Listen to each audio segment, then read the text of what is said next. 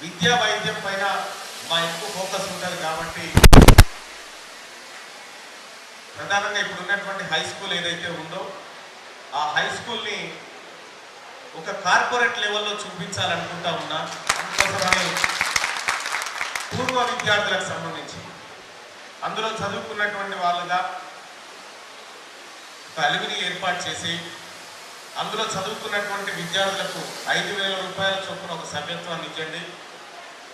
తద్వారా ఎంతమంది అయితే అక్కడ చదువుకొని బాగుపడ్డారో వాళ్ళు ఇచ్చేటువంటి డబ్బుల ద్వారా కాకుండా స్పెషల్గా నా ఎమ్మెల్సీ ఫండ్ నుంచి 50 లక్షల రూపాయలు కేటాయిస్తా. ఈ పాఠశాల రూపురేఖలు మారిపోవాలి. ఈ పాఠశాలలో కార్పొరేట్ లెవెల్లో ఎడ్యుకేషన్ అందించే విధంగా ఉండాలి. ఇంకా అంతేకాదు 50 లక్షల నిధులే కాదు, మా నాన్నగారి తరఫున 5 లక్షల రూపాయలు మా కుటుంబం ఈ హై స్కూల్కు కేటాయించబోతా ఉంది. మీ అందరికి కూడా నేను విద్యా వైద్యం పైన ఎక్కువ ఫోకస్ చేస్తాను కాబట్టి అందుకోసమే హై స్కూల్ని కార్పొరేట్ లెవెల్లోకి తీసుకుపోవడానికి నా వంతు కృషి చేస్తా అని చెప్పి నా నిధులలో మొట్టమొదటిసారిగా నేను ఎక్కడ చెప్పలే, నా గ్రామానికి 50 లక్షల రూపాయలు కేటాయిస్తా ఉన్నా అని చెప్పి మీ అందరికీ తెలియజేస్తా ఉన్నా.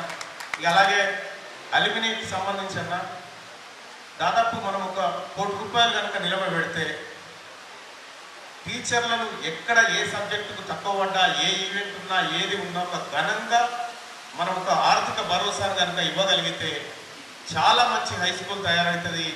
మనకు చదువు చెప్పినటువంటి ఆ స్కూల్ రుణం తీర్చుకున్న వాళ్ళం అవుతాం. తప్పకుండా భవిష్యత్ తరాలకు మంచిగా ఉంటుంది అని చెప్పి మీ అందరికీ రిక్వెస్ట్ చేస్తూ మీ ఇద్దరు కలిసి ఆలోచన చేయండి అన్న. మీ ఇద్దరి పైన బాధ్యత పెడతా ఉన్నా. ఈ హై స్కూల్ మారిపోవాలి. నేను ఏం చేయాలో చెప్పుకుని నేను చేస్తా. ఖచ్చితంగా దానికోసం ముందుకు పోతానని చెప్పి మీ అందరికి తెలియజేస్తా ఉన్నా. ఇంకా మీరు ఆ ఏర్పాట్లలో ఉండొచ్చు దయచేసి. Thank you. ఇక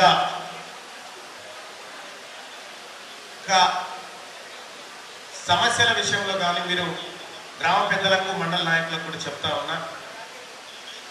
వడ్డించేది మనమే, పెద్ద బాధ ఏం లేదు.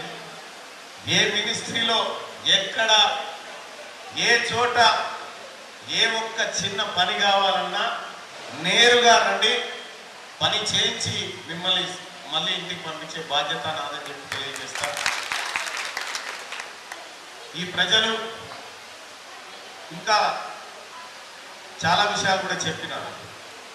మన గ్రామంలో ఇంకా చాలా జరగాలని చెప్పి చెప్తా ఉన్నారు. గ్రామ పెద్దలకు కూడా నేను రిక్వెస్ట్ చేస్తా ఉన్నా, గ్రామ సర్పంచ్ను ఏకగ్రీవం చేసేయండి, 1 కోటి రూపాయల ఫండ్ ఇప్పిస్తానని చెప్పి మీ అందరికి తెలియజేస్తా ఉన్నా. గ్రామ సర్పంచ్ను ఏకగ్రీవం చేసి ఇవ్వండి, 1 కోటి రూపాయలు ఫండ్ ఇప్పించే బాధ్యత అని చెప్పి నాదని చెప్పి తెలియజేస్తా ఉన్నా.